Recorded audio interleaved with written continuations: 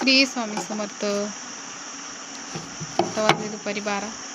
मी शिवत होते ब्लाऊज. ऊन तर भरपूर आहे, पण आता मी 2-3 दिवस गावाला घेतले, त्याच्यामुळे ब्लाऊजचा जास्तच लोड पडलेला आहे. ब्लाऊज एवढे शिवायचे पडलेत, आणि ज्यावेळेस आपण ठरवलं ना की आज हे ब्लाऊज कंप्लीट करते, माझ्या मशीन म्हणजे एवढं जर सुई दोरा तोडत होती ना, म्हणजे त्याच्याच्यानं जास्त परेशान त्याच गोष्टीने झाली होती की मशीन सुई मशीन म्हणजे दोरा इतकी दोरा तोडत होती ना की वैतागून गेले. आणि हा ब्लाऊज मी रात्री शिवायला घेतला होता, पण काळा कलर असल्यामुळं रात्री एवढं दिसत ना, म्हणून मी पण ती सुई तुटत असल्यामुळं खरंच वैतागून गेले होते.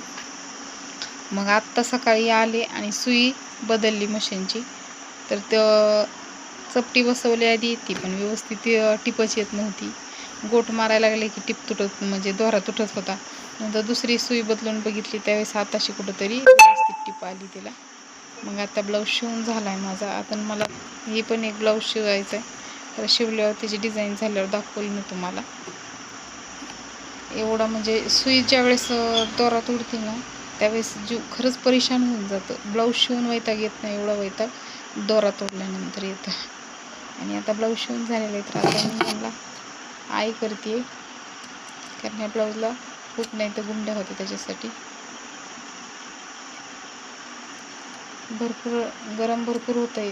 लाईट आहे, फॅन पण चालू आहे, पण तरी पण फॅनची पण हवा गरम लागते. पण जे काम हातात घेतलेले ते तर पूर्ण केले पाहिजे. नाही कष्ट केले तर स्वप्न बघितलेले पूर्ण कसे होणार, झोपा काढून. चालू आहे आता आमचं हळूहळू एक काम. आणि जर खड्याचे ब्लाऊज असेल ना, जसं की वर्क वगैरे केले, तर खरंच सुई मशीनची तुटती बरं का. आणि सुई ज्यावेळेस तुटते ना, त्यावेळेस मग ते लय परेशान जीव होतो. एक तर थोडं टिप बसूस तर मग ते दोराच व्यवस्थित टिप येत नाही. आणि काल माझ्याकडून असंच झालं, जो वर्किंगचा ब्लाऊज होता ना, त्याला भरपूर असे खडे होते, आणि मी तरी ते खडे हाताने काढले होते. अक्षरशः नख तुटलं माझं ते खडा काढता खडे काढले. आणि नंतर मग म्हणलं आता ब्लाऊज शिवावं. ब्लाऊज पूर्ण गळा वगैरे पूर्णपणे टिच करून घेतला, आणि थोडासा राहिला, त्यानं ती खड्यावरती सुई आली आणि एकदमच सुई तुटून गेली. आणि त्याच्यामुळं मग तो ब्लाऊज तसाच ठेवला, आणि कंटाळा आल्यानंतर मी उठून गेले. परत मग आत्ता आले तर ती दोरा तोडत होती, सुई चेंज केली. मग ते आताशी कुठेतरी व्यवस्थित आले. तर अजून बरेचसे कट केलेले ब्लाऊज आहे, काही अर्जंट द्यायचे आहेत, लग्नाचे आहेत, त्याच्यामुळं पण द्यायचे आहेत काही ते ब्लाऊज. आणि सगळे जेवढे आहेत ना, तेवढे डिझाईनचे ब्लाऊज आहेत. कारण सिम्पल जर असेल ना, नुसती लेस वगैरे लावायची, तर तो ब्लाऊज फास्ट होऊन जातो अस्तरचा असला तरी. पण जर ज्यावेळेस डिझाईन करायची असेल ना, जेवढा शिवायला टाईम लागत नाही, एवढं डिझाईनसाठी टाईम लागतो. आणि फिनिशिंग पण व्यवस्थित आली पाहिजे, खालीवरी झाली नाही पाहिजे, त्या गोष्टीची सर्व काळजी घेतली पाहिजे ना, मग त्यावेळेसच तो ब्लाऊज आपल्याला छान वाटतो.